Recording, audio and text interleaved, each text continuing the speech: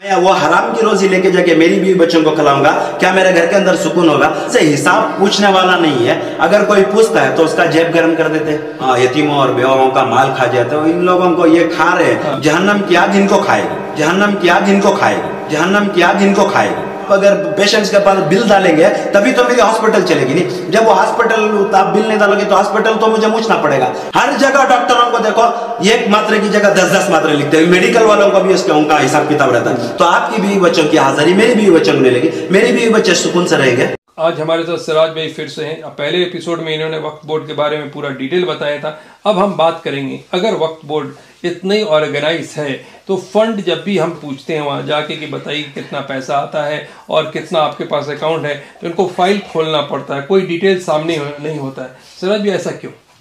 इसको आपको समझने के लिए और थोड़े बातों का जानना ज़रूरी है। जैसा कि मिसाल के तौर पर एक मस्जिद की बात ले लेते हैं। अभी अगर लोग ये समझते हैं कि सिर्फ मस्जिद मस्जिद बोल रहा है बोलेगा, तो ये हकीकत है। दात हमारे, होठ हमारे, मस्जिद हमारी, हम मस्जिद के, हमें सब एक ही कब्रिस्तान में जाना, वही मस्जिद में हमारी जनाजे की नमाज पढ़ना। अब ये लोगों को अंदर अवेयरनेस लाने के लिए मैं, आप जो सवाल कर रहे हैं, मैं इसके लिए हर इंसान को मैं चाहता तो किताब के जरिए से सेक्शन के हिसाब से आपको सब कुछ बता सकता था। मैं एजुकेटेड लोगों को एजुकेट करना नहीं चाहता। मैं जो अनएजुकेटेड हैं, जो हमारे माँ बहनें हैं, जो हमारे बूढ़े माँ हैं, जो जिसको कुछ भी वक्त के बारे में इल्म नहीं है, उनको इतनी आसानी जबान से उनको समझा देना चाहता हूँ कि कल का सब जान ले कि वक्त क्या होता है, वक्त की प्रॉपर्टीज की इनकम क्या होती है। तो जैसे आपने सवाल किया था कि इतनी ऑर्गेनाइज्ड है, ऑर्गेनाइज तो है, इसके अंदर बहुत से खामियां हैं। क्या है, अभी जैसा कि मिसाल के तौर पर मस्जिद का सालाना का एक महीने का इनकम, एक सालाना का इनकम 15 लाख भी होता है, समझ लो। मिसाल के तौर कोई मस्जिद का कुछ इनकम ही नहीं होता, उल्टा उसको चंदे पर चलाया जाता है। कोई मस्जिद का इनकम ज्यादा होता है, जो बहुत काफी होता है।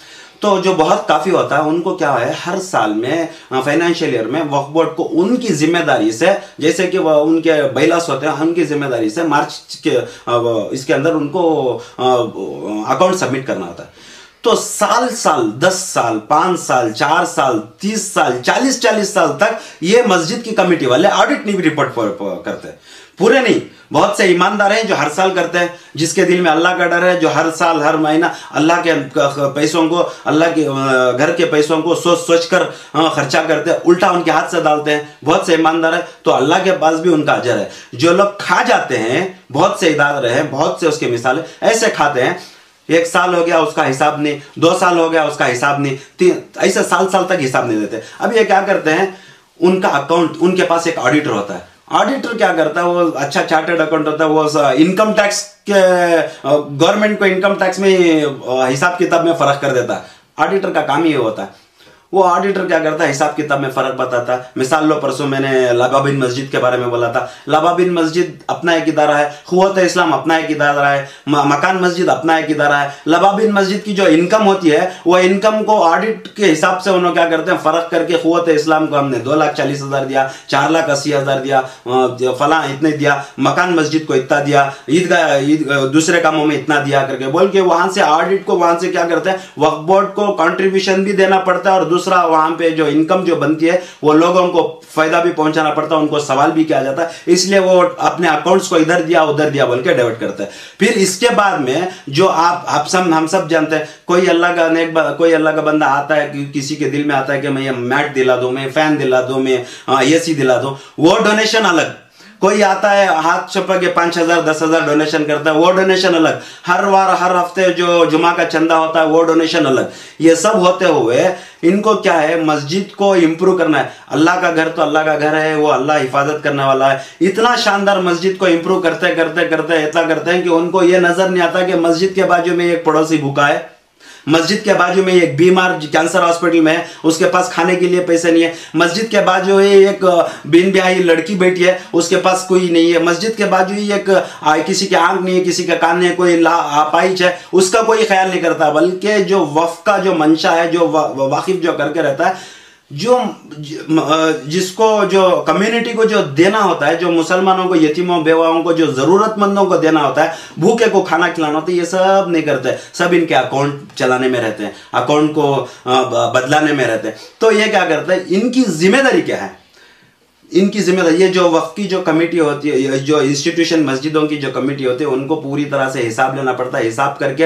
ये जो पैसा बचता है वो उनको खर्चा करना आता है। और ये जो 7% जो वक्फ के रूल्स के हिसाब से उनको वक्फ बोर्ड को देना आता है, इन पैसों से वक्फ सारे इदारों से पैसे कलेक्ट करके ये सारे 7% जितना भी होता है हर इदारे से, जैसे कि 30/3000 इदारे हैं, उसके अंदर कोई इदारा 50,000 का है, कोई इदारा 1 लाख का है, कोई इदारा 25,000 का है करके नो बताया, 1 लाख से ज्यादा भी है देने वाले। ये सारा पैसा इकट्ठा करके उन पैसों में वक्फ बोर्ड के भी स्कीम्स निकाल के गरीबों में, यतीमों में, जो स्कूल्स को, इंस्टीट्यूशंस को, जो खाली जगहें पड़ी हैं उनके अंदर कॉलेजेस को बनाया जाए। कॉलेजेस बनाने के बाद में उसके अंदर गरीबों के बच्चों को फ्री ऑफ कॉस्ट पढ़ाया जाए। हॉस्पिटल्स बनाया जाए गरीबों को, हॉस्पिटल के अंदर अब HBS हॉस्पिटल वो किसकी है, ये शिफा हॉस्पिटल वो यतीम खाने की जगह है, वो भी वक्फ की प्रॉपर्टी है। HBS वो भी वक्फ की प्रॉपर्टी है। ये एक ऐसे पेशेंट को लेके आके दिखाओ कि इन्होंने गरीबों को फ्री में बताया, ये क्या हो। तो सिराज भाई एक चीज पूछूं, आपने जो कहा कि जो पैसा मस्जिद में जमा होता है ये लोग सब करते हैं, तो ये पैसा को मॉनिटर यही ट्रस्टी लोग करते हैं, वक्फ बोर्ड के लोगों का कोई इंटरफेयर नहीं होता है? नहीं, वक्फ बोर्ड का इंटरफेयर होना या वक्फ बोर्ड का जिम्मेदारी होती है कि उनका ऑडिट पूछे। तो बात है कि बहुत दिनों तक तो वहाँ चेयरमैन ही नहीं थे। हाँ, तो जब आपको खुद वहां सीट खाली रहेगी, मेंबर काम नहीं करते रहेंगे, तो इनको मॉनिटर कौन पड़ेगा? नहीं, देखो चेयरमैन का काम अपनी जगह है जी। CEO जो होता है, CEO का काम होता है उनको, जो डिस्ट्रिक्ट के अंदर जो CEO होता है, वक्फ ऑफिसर होता है, सर्वे ऑफिसर होता है, उनको अगर जो चेयरमैन अगर नहीं है, मौजूद है, तो CEO उसकी जिम्मेदारी लेता है। CEO परमानेंट होते हैं? परमानेंट नहीं, उनको वो आके गवर्नमेंट की तरफ गवर्नमेंट से ये होते हैं, वो अपॉइंट होते हैं, लेकिन उनका काम है वो ताकि वो जो कि वो मुसलमान है और पढ़े लिखे IAS एक डेजिग्नेटेड गेजेटेड ऑफिसर है, तो वो क्या करते हैं, IAS इंडियन एडमिनिस्ट्रेटिव सर्विस पढ़ के रहते हैं, वो सारे इंडिया को चलाना जानते हैं, उनकी पढ़ाई ऐसी होती है। तो ये वक्फ बोर्ड को चलाना भी अच्छी तरह से जानते हैं। क्या है, ऐसे माहौल ऐसे है कि एक सीधा हो तो दूसरा उसको सीधा चलने नहीं देता, क्योंकि दूसरा भी बिंगा होता है, सीधा जाके वो चिक में फंस जाता है। तो मैं ये बता रहा था कि ये जो इन इदारों की, इन मस्जिदों की या जो भी इदारों की जो कमेटी होती है, अगर वो हिसाब नहीं दे तो ये वक्फ बोर्ड की जिम्मेदारी होती है उनको हिसाब करे। अब वहां से हिसाब पूछने वाला नहीं है, अगर कोई पूछता है तो उसका जेब गर्म कर देते भाई, इतना पूछता है। अगर मान लो कि साल 3 साल 10 साल 20 30 साल से कमेटियां के अंदर इलेक्शन नहीं है, वही चला रहे हैं, वहां के लिए एक एडमिनिस्ट्रेटर अपॉइंट करके रहते हैं, वहां के लिए वक्फ बोर्ड से करके रहते हैं, भाई हिसाब नहीं दे रहा। अभी वो एडमिनिस्ट्रेटर की जिम्मेदारी होती है कि वहां से हिसाब ले, अगर वो हिसाब नहीं ले तो उनके ऊपर नोटिस जारी करे, अगर वो नोटिस के ऊपर भी नहीं काम करे तो उसके अंदर क्या करे, मिसअप्रोप्रिएशन ऑफ फंड, ऑडिट, हिसाब नहीं दे रहा, बल्कि वक्फ एक्ट के अंदर भी रूल्स है उसको भी करे, क्रिमिनल लॉ भी बनता है, misappropriation for breach of trust भी बनता है, 406 भी बनता है, मिसअप्रोप्रिएशन 419 420 भी बनता है। ज्यूरिसडिक्शन पुलिस स्टेशन में जाके कंप्लेंट देके ऐसा नहीं दे रहा बोला तो सारे सीधे हो जाते हैं, ना वो कंप्लेंट देते हैं ना ये हिसाब करते हैं। जब भी आते हैं इदारा में क्यों नहीं देते, वो वक्फ का ऑफिसर जो एडमिनिस्ट्रेटर उसका भी कुछ रहता है, वो उसका कुछ रहता है, ये इनको मालूम रहता है। तो मतलब यहाँ लूप होल्स इतना ज्यादा है कि आराम से पैसा बनाया जा सकता है। 100% लूट मार सीखना है तो यहाँ इन लोगों को सीखना है। ये क्या बहुत जगह है कि तुम लोग यतीमों और बेवाओं का माल खा जाते हो, इन लोगों को ये खा रहे, जहन्नम की आग इनको खाएगी। तो सिराज साहब ये देखिए, हॉस्पिटल है और स्कूल है, इसमें बहुत सारे लोग जो ATC के ऊपर डोनेट करते हैं, तो उसमें भी सुनने में बहुत घापला, क्या बोलते हैं आप? देखो अभी स्कूल्स होते हैं, स्कूल कॉलेजेस इंस्टीट्यूशन होते हैं, वक्फ का मंशा ये है कि वक्फ बोर्ड ये बैलास ये बोलते हैं कि जो भी एक स्कूल, अब जैसा कि खाली जमीन है, कोई इंस्टीट्यूशन को बनाने के लिए जो वक्फ का जो कंट्रीब्यूशन जो सारे इदारों से जो 7% के हिसाब से जो पैसा आया रहता है उसको इन्वेस्ट करके एक स्कूल बनाया जाता है। स्कूल बना के उसकी एक कंप्लीट कमेटी होती है, वो कमेटी वो मैनेजमेंट करती है। मैनेजमेंट में मिसाल के तौर पर अलामीन कॉलेज का ले लो, अलामीन कॉलेज के अंदर 199 ईयर्स का एक लीज बना हुआ था, उसके अंदर 7,500 रुपए किराया दे रहे थे, उतनी बड़ी इंस्टीट्यूशन। फिर वो इंस्टीट्यूशन को इंप्रूव करते थे, वो लॉ के अंदर एक है कि 50% मुसलमानों को स्कॉलरशिप दिया जाए। स्कॉलरशिप मतलब उनको कम से कम फ्री पढ़ाया जाए या आधे से ज्यादा पैसे कम, आधे से ज्यादा उनको कम फीस लिया जाए, कोई इसी के पास डोनेशन नहीं लिया जाए।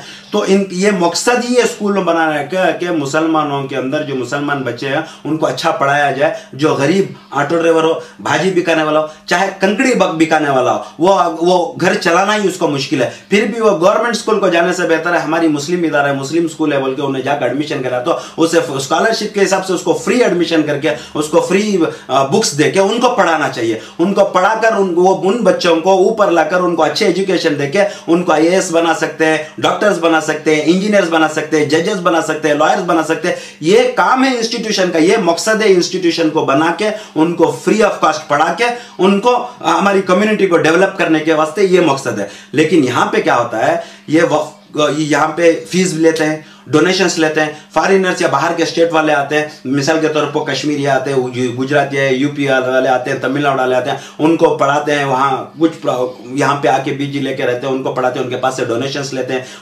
लेते हैं, फिर उनके पास से फीस लेते हैं, फिर उनके पास से फीस लेके ये सारा फीस का पैसा इकट्ठा करते हैं। फिर ये जो मैनेजमेंट कमेटी रहती है, जैसा कि हमारे सुभान शरीफ है, हाँ बहुत है उनका भी, खैर अल्लाह देखने वाला, और वो क्या करते हैं, बहुत से 2-4 आदमियों को क्या बोलते हैं स्कॉलरशिप देते हैं, बहुत से आदमियों का स्कॉलरशिप बताते हैं कि भाई हमारा जो फीस आया था इतना हुआ, इनको स्कॉलरशिप दिया बोल के ऐसा करते हैं। तो ये जो पैसा जो करते हैं ये लोग क्या करते हैं, मिस अप्रोप्रिएशन करते हैं, हिसाब किताब को इधर उधर हेरा फेरी करते हैं, फिर उनके वो पैसे उनके जेबों में डालते हैं, उस पैसों से वो जमीन बनाते हैं, घर बनाते हैं, दूसरे इंस्टीट्यूशन करते हैं, चुराते बड़ा बनता है, बड़े से बड़ा बनता है, वो छोटे चोर की पहले जरी इज्जत रहती है, बड़ा बनता है और इज्जत होती है, और बड़ा बनता है और इज्जत होती है, वो चोर दूसरे चोरों से मिलता है, वो लोकल MLA से कांटेक्ट होता है, उनके पैसों के लिए आदमी इज्जत करते हैं, उनकी इज्जत और बढ़ती जाती है, वो इज्जत बढ़ते बढ़ते लोग भी इज्जत करते हैं, बहुत बड़ा आदमी को जैसा जैसा उसे इज्जत देती है आदमी उन्हें बहुत बड़ा चोर बनते जाता है। ऐसा ही लोगों का पैसा लूटता रहता है, लूट के बहुत पैसा बना लेता है, ना इधर गरीबों को फायदा हो रहा है, ना इधर यतीमों को फायदा हो रहा है, ना किसी को भी फायदा। इस बीच में क्या करते हैं, इनके कॉन्टैक्ट्स बढ़ जाते हैं।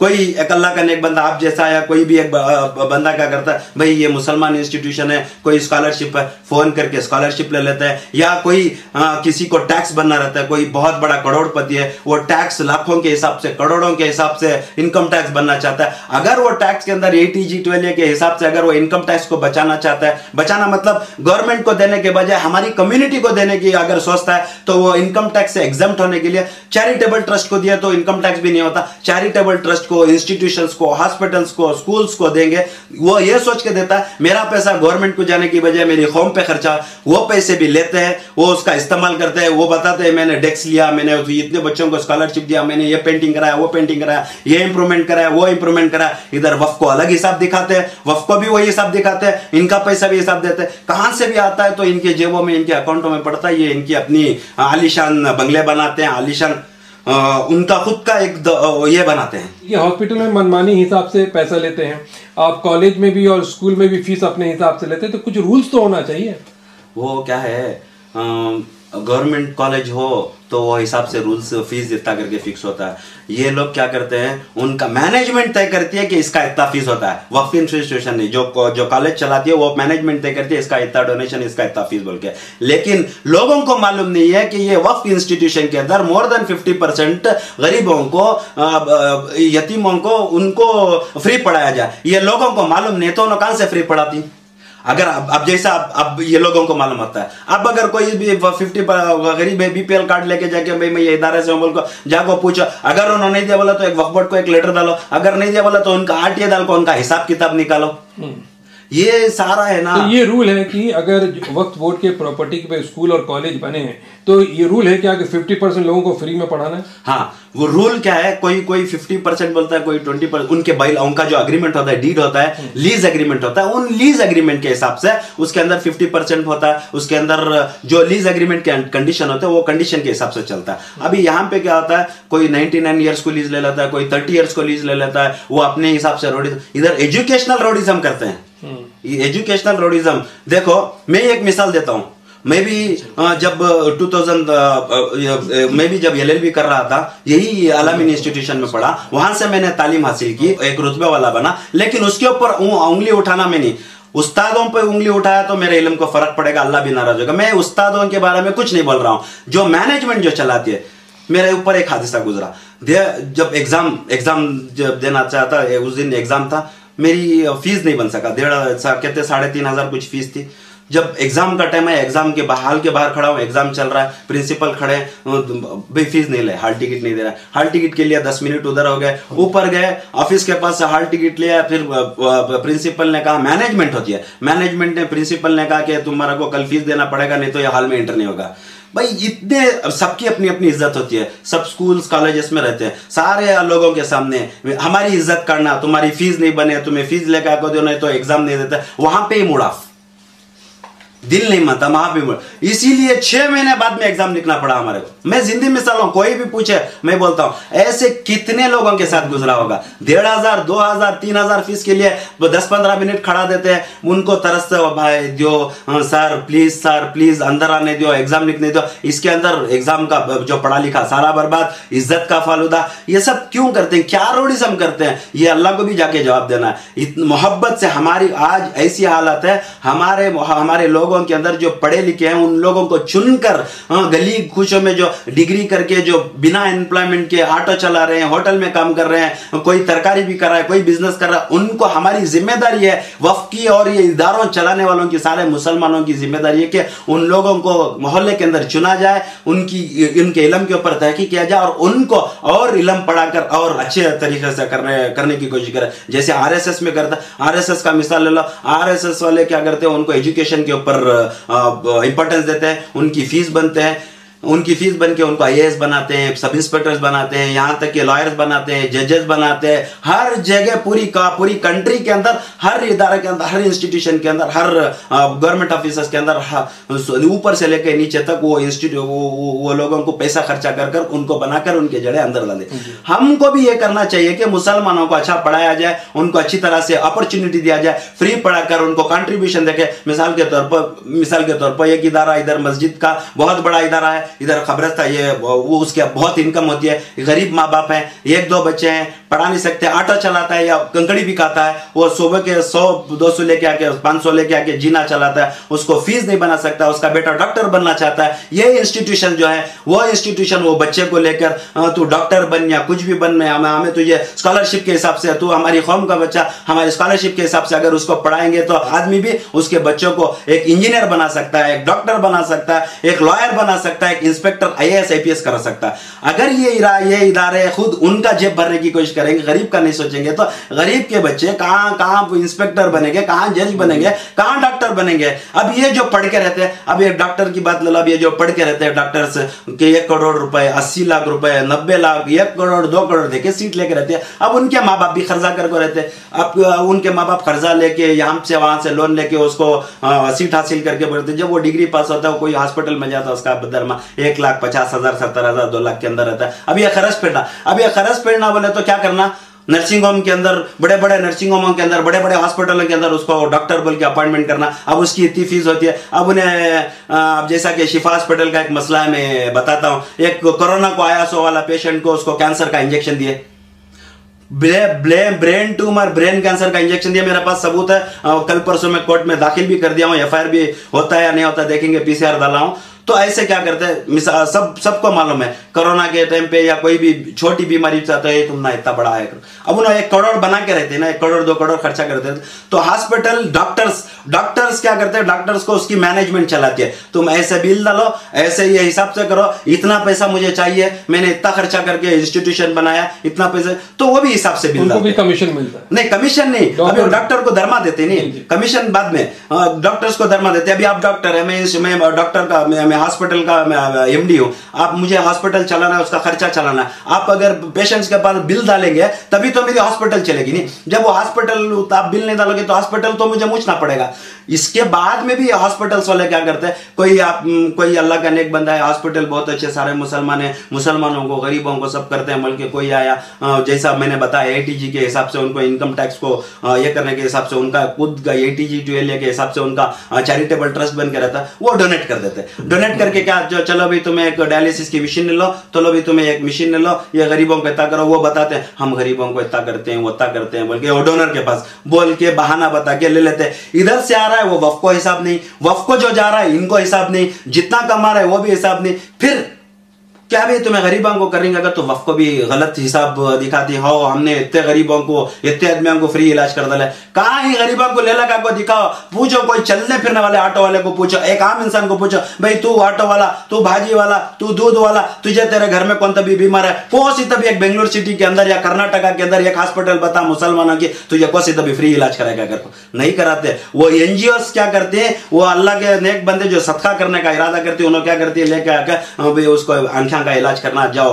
छापा को दे डालती। एनजीओ जाके उन्होंने अपनी तरफ से डोनेशन करके कहां से गिले को करती, बल्कि ये हॉस्पिटल्स वाले नहीं करते, ये इंस्टीट्यूशन वाले फ्री पढ़ाते नहीं, किसी को एक को पढ़ाएगा तो 100 को पढ़ा करके दिखाती। तो ये लोग मुसलमानों का हक भी दबा रही, मुसलमानों के पास कमाया हुआ पैसा भी दबा रही, और जाको फिर अपने घरों को, मैं अगर आप गरीब हैं, मैं अमीर हूं, मैं एक हॉस्पिटल में एक मैनेजमेंट हूं, मैं एक हॉस्पिटल का डॉक्टर ही हूं या मैनेजमेंट भी चलाता हूं, आप गरीब है, ऑटो ड्राइवर है, आपको आप 2000-3000 आपके पास है, वो आपके बीवी बच्चों का पैसा है, माँ बहनों का पैसा, उनकी रिजक का पैसा है। मैं आपको बिल डाल के ऐसे नहीं, ऐसा इतना घबरा करके ये लाओ वो लाओ, हर जगह डॉक्टरों को देखो एक मात्रे की जगह 10-10 मात्रे लिखते हैं। मेडिकल वालों को भी इसके उनका हिसाब किताब रहता है, इतना उनका मेडिकल भी चला नहीं, एक टैबलेट में कम होता है, 100 10 मात्रे 20 मात्रे 30 मात्रे ऐसा लिखो डालती है। मेडिकल वालों का बिजनेस चला गया। मैं ये बताओ, आप एक आम इंसान है, एक ऑटो ड्राइवर ही है, आप समझो 2-3 हजार जमा के रखे हैं, आपकी बीवी या बहन या बेटी कुछ बीमार है, मेरे पास लाते हैं, मेरी हॉस्पिटल लाते हैं, हमारे डॉक्टर को मैं इंस्ट्रक्शन देके रहता हूं, तो बिल हिसाब से बना, आपकी कमाई के हिसाब से इससे ज्यादा आप हिसाब डाल देते हैं। आप बेचारे कहां करोगे? 3000 आप रखे, 2-3 हजार रखे, आपको 10-15 हजार की बिल पड़ी, आप गए घूमे, चलो सब जगह फिरो, उधर गए, उधर ब्यास को लिए, उधर गए, उधर बड्डी को लिए, उधर गए, उधर संगा लिए, खर्च लिए, फिर वो खर्च के लिए फिर लेके आके दिए। आपकी बीवी बच्चों का हक, आपकी बीवी बच्चों को खिलाने का, दूसरी तरीके से छीन कर मैं अपनी बीवी बच्चों को खिलाऊंगा, तो आपकी बीवी बच्चों की हाजिरी मेरी बीवी बच्चों को नहीं लगी, मेरी बीवी बच्चे सुकून से रहेंगे। मैं हराम की रोजी लेके जाके मेरी बीवी बच्चों को खिलाऊंगा, क्या मेरे घर के अंदर सुकून होगा? मरे के बाद भी वो बीवी बच्चे हमने याद करना छोड़ देती। इतना कमा रहे, इतना लूट के कमा रहे, इतना लूट के कमा रहे, अल्लाह के पास भी जाना, वॉच हॉस्पिटल जाना, मस्जिद का लूट को कमा रही, वॉच मस्जिद के अंदर जाकर हमारा जनाजा रखना, वो मस्जिद के अंदर क्या उस दिन का एहसास करो, मैं ये मस्जिद का माल लूट को खाया, मस्जिद का हिसाब लूट को खाया, वही मस्जिद के अंदर मरे के बाद मेरा जनाजा जाता है। क्या मस्जिद दुआ करती है कि आने से पहले मेरी बदवा करती है? शुरू में मेरा जनाजा बदवा कर देता है। तो सिराज भी अगर इतनी एहसास इनके अंदर होती तो ऐसा हरकत ही नहीं करते। तो अब बात ये कि सिराज भी आपने बहुत अच्छा एक्सप्लेनेशन दिया, तो हम दूसरे एपिसोड में वक्फ बोर्ड के बारे में और जानकारी हासिल करने की कोशिश करेंगे। थैंक यू सो मच शरिया भाई बात करने के लिए।